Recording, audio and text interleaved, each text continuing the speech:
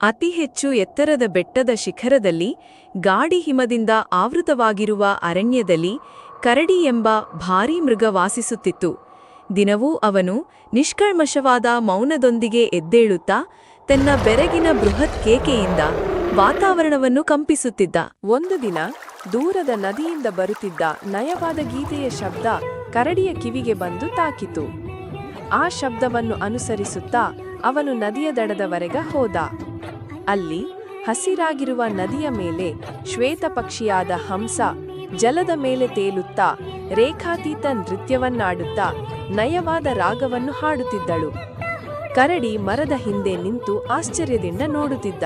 ಬಾ ಕರಡಿ, ನದಿ ನಿನ್ನನ್ನು ಕಚ್ಚುವುದಿಲ್ಲ. ಹಂಸ ನಗುತ್ತಾ ಕರೆ ನೀಡಿದಳು. ನಾನು ಇಂತಹ ಸಂಗಾತಿಯನ್ನು ಹತ್ತಿರದಿಂದ ನೋಡಿಲ್ಲ, ಕರಡಿ ನಿಸ್ವಾರ್ಥವಾಗಿ ಉತ್ತರಿಸಿದ. ಅಂದಿನಿಂದ ಎರಡು ವಿಭಿನ್ನ ಜೀವಿಗಳು ಒಂದೇ ಹೃದಯವನ್ನು ಹಂಚಿಕೊಳ್ಳಲಾರಂಭಿಸಿತು. ಪ್ರತಿದಿನ ಬೆಳಿಗ್ಗೆ ಕರಡಿ ನದಿಯ ದಡದ ದೊಡ್ಡ ಕಲ್ಲು ಬಳಿ ಬರುತ್ತಿತ್ತು. ಅವನು ಕೈಸೇರಿದ ಬೆರಿಗಳನ್ನು ತಂದು ಹಂಸಗೆ ನೀಡುತ್ತಿತ್ತು. ಇಬ್ಬರೂ ಜಲಧಾರೆಯ ಹರಿವನ್ನು ತಂಗಾಳಿಯಲ್ಲಿ ಕುಳಿತು ಶಾಂತಿಯಿಂದ ನೋಟ ಹಾಕುತ್ತಿದ್ದು. ನೀನು ಹಾರಬಲ್ಲೆ, ಹಾಗಿದ್ದರೆ ಇಲ್ಲಿ ಏಕೆ ಉಳಿದಿದೆಯೇ?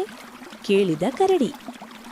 ಈ ನದಿಯ ಹರಿವು ನನಗೆ ಆಂತರಿಕ ಶಾಂತಿಯನ್ನು ನೀಡುತ್ತದೆ. ಈಗ ನೀನೂ ಕೂಡ ಇಲ್ಲಿದ್ದೀಯಲ್ಲ ಎಂದ ಹಂಸ ಮೃದುವಾಗಿ. ಇದೊಂದು ನಿರ್ಧಾರವಾಯಿತು. ನಾವು ಪ್ರತಿದಿನ ಈ ನದಿಯ ಕಲ್ಲು ಬಳಿ ಭೇಟಿಯಾಗಬೇಕು.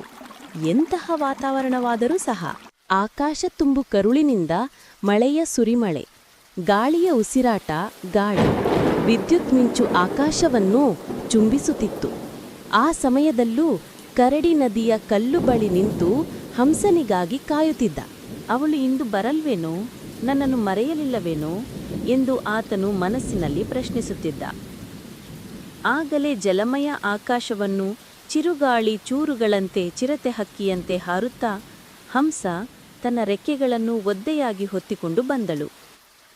ನಾವು ಮಾಡಿರುವ ವಚನವೇ ನನಗೆ ದಾರಿ ತೋರಿಸಿದೆ ಎಂದಳು ಹಂಸ ನಗುವಿನ ಜೊತೆಗೆ. ಕರಡಿಯವಳನ್ನು ಎಲೆಗಳಿಂದ ಮುಚ್ಚಿದ ಛಾಯೆಯಲ್ಲಿ ಆಶ್ರಯಕ್ಕೆ ತೆಗೆದುಕೊಂಡ. ಸಂಕ್ರಾಂತಿಯ ಕಾಲ. ಮರಗಳೆಲ್ಲ ಹಳದಿ ಎಲೆಗಳಿಂದ ಆವೃತವಾಗಿದ್ದವು. ಹಂಸ ತಮಗೆ ಬಹುಪ್ರಿಯವಾದ ಕರಡಿನಿಗೆ ಹೇಳಿದಳು, ಚಳಿಗಾಲ ಆರಂಭವಾಗಿದೆ. ನನಗೆ ಈಗ ದೂರದ ಬೆಚ್ಚನೆಯ ಸ್ಥಳಕ್ಕೆ ಹಾರಬೇಕಾಗಿದೆ. ಕರಡಿ ಶಬ್ದವಿಲ್ಲದೆ ತಲೆಯಾಡಿಸಿದನು. ನೀನು ಮರೆಯುವುದಿಲ್ಲವೋ? ಕೇಳಿದನು. ನದಿಯ ಮೊದಲ ಪುಷ್ಪ ಪುಟಿದು ಹಾರಿದಾಗ ನಾನು ಮರಳಿ ಬರುತ್ತೇನೆ, ಹಂಸ ಉತ್ತರಿಸಿದಳು. ಹಂಸ ಹಾರಿದಳು.